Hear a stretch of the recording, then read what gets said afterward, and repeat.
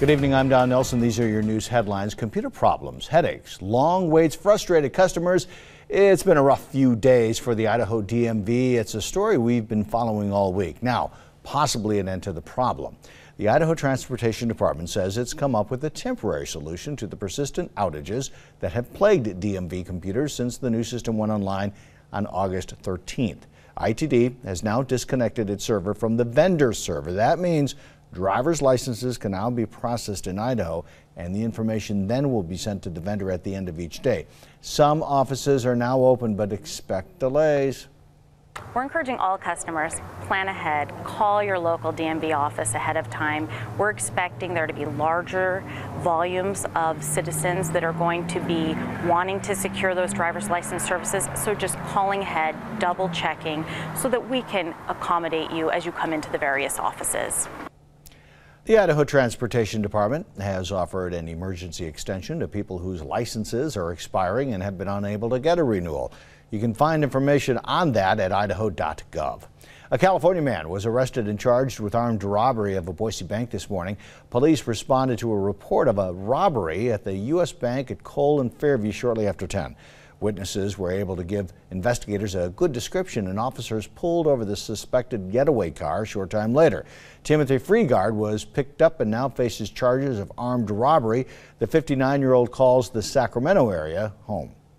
Two West Ada County elementary schools were placed on lockdown only hours apart. At 11 o'clock this morning, a lockdown notice was inadvertently sent from a phone inside Meridian Elementary School. Police searched the campus to make sure everyone was safe.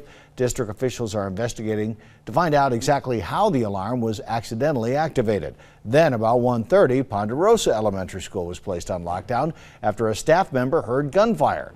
Officers searched the school but determined there wasn't any threat. Police say a gun manufacturer about a mile from the school was test firing a weapon. Now, Chief Meteorologist Scott Dorval with the On Your Side forecast.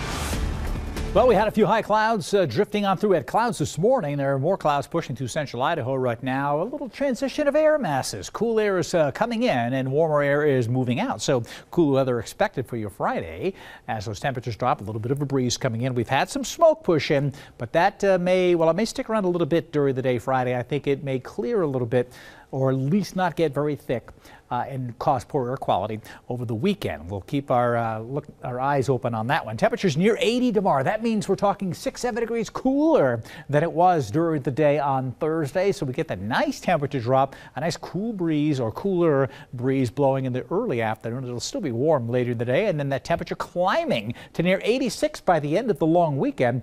We have those temperatures in the mid-80s, and we're back to the mid-80s or after a little bit of a drop next Wednesday as well. Don't forget to download the Storm Shield app to keep you updated. Regardless of where you are, it will keep you updated as far as warnings and watchers go. You can go to our Facebook page or at our website, 6onyourside.com.